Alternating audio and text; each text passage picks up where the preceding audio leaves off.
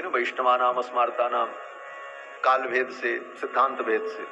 तो आया, बोले महाराज आज भी एकादशी है और कल भी एकादशी है, तो आज वाली एकादशी का व्रत करें कि कल वाली एकादशी का करें?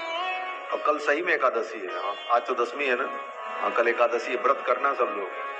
हाँ, सवेरे से बैठ करके खाने में मत लग जाना। हाँ, कम से कम यहाँ धाम में आयो तो एकादशी का व्रत तो करो। एकादशी का व्रत करने से भगवान की भक्ति बढ़ती है, भगवान की भक्ति मिलती है, भगवान के चरणों में प्रेम बढ़ता है। इसलिए एकादशी का व्रत तो जरूर करना चाहिए।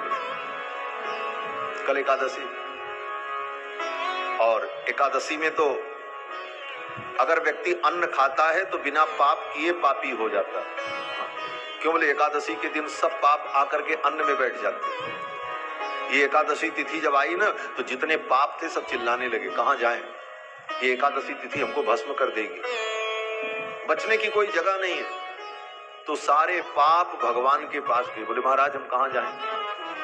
तो भगवान ने कहा अब आज एकादशी है, तुम कहीं भी जाओगे तो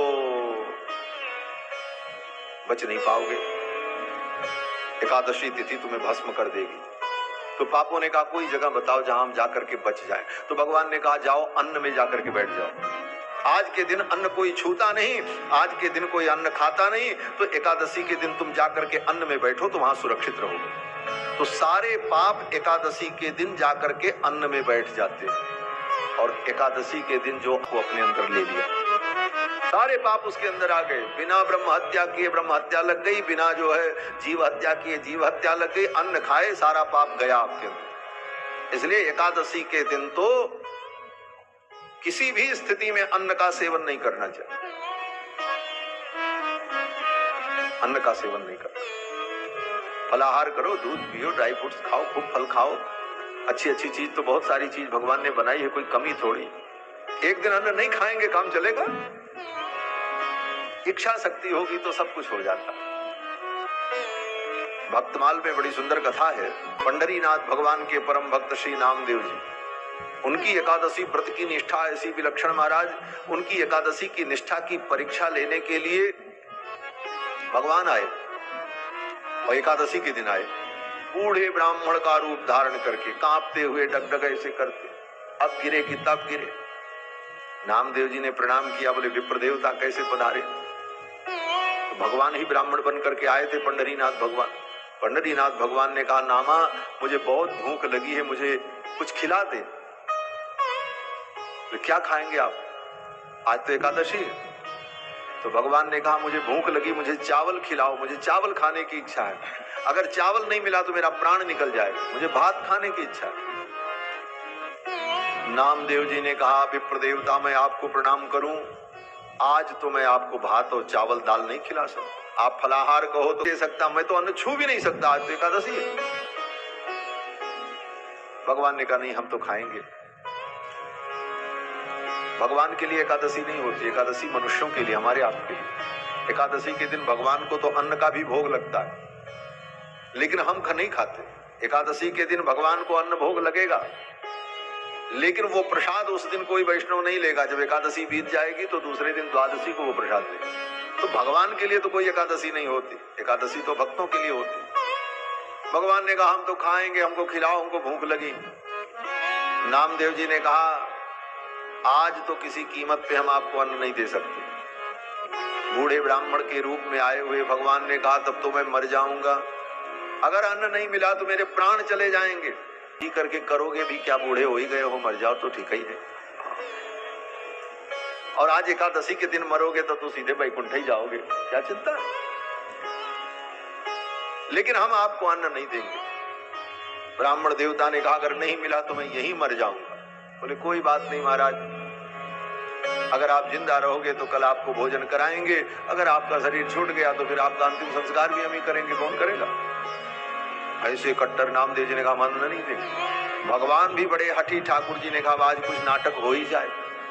भगवान ने क्या किया, बोले कुछ देर तक तो भगवान ब्राह्मण के रूप में बैठे बैठे कलपते रहे, मुझे खिलाओ मैं मर जाऊंगा मर जाऊंगा, और कुछ देर बाद हाथ पांव फैला दिया, मरने का नाटक किया।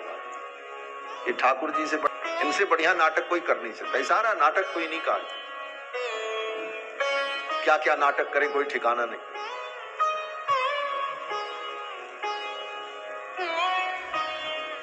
हमारे अयोध्या में एक महात्मा जी थे, श्री घनश्याम दास जी महाराज। तो भगवान के सामने जब बैठे मंदिर में, तो भगवान से बड़ा प्रेम, उनका स्नेह था। ठाकुर जी को कुछ खरी खोटी सुनाते भी थे। तो हम लोग जाएं तो कहते थे, देखो अपने तो ब्याह करके दुल्हन को लेकर के बैठे हैं मंदिर में, हम लोगों को वैराग्य का उपदेश करते हैं, दुनिया से विरक्त रखते। इनसे पूछो ये नाटक किस लिए है, और फिर कहा करके रोते थे। बड़े प्रेमी थे महात्मा।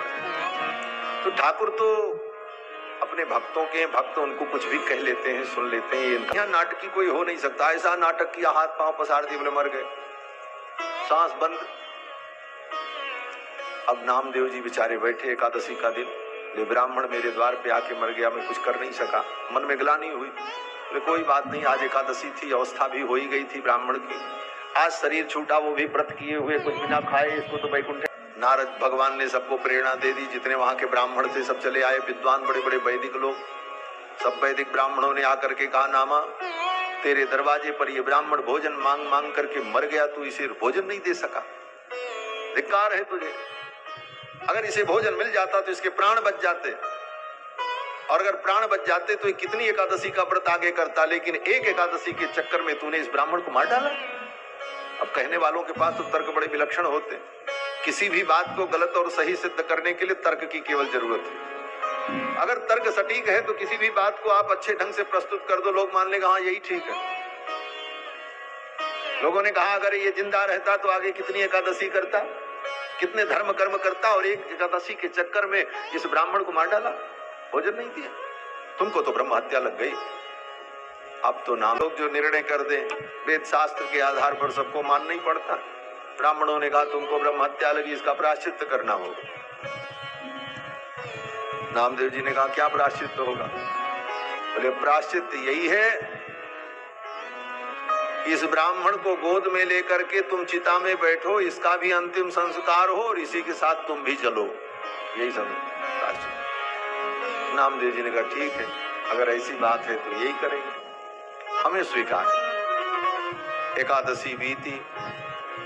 अब महाराज एकादशी के बाद अब उनके अंतिम संस्कार की तैयारी हुई, चिता लगी, समाज के लोग आए, पूरे पंढरपुर के बड़े बड़े विद्वान ब्राह्मण सब एकत्रित हो गए। नामदेव जी ने उस ब्राह्मण को गोद में उठाया, वो तो भगवान ही थे, पंडरीनाथ भगवान, लिया, चिता पर चढ़ने चले। भगवान सांस बंद किए, धीरे से आंख खोल करके भगवान ने देखा, अरे ये नामा तो स्वयं मरेगा, हमको भी जलाएगा आज। ये नाटक लगता है अब तो गड़बड़ होने वाला है। ठाकुर जी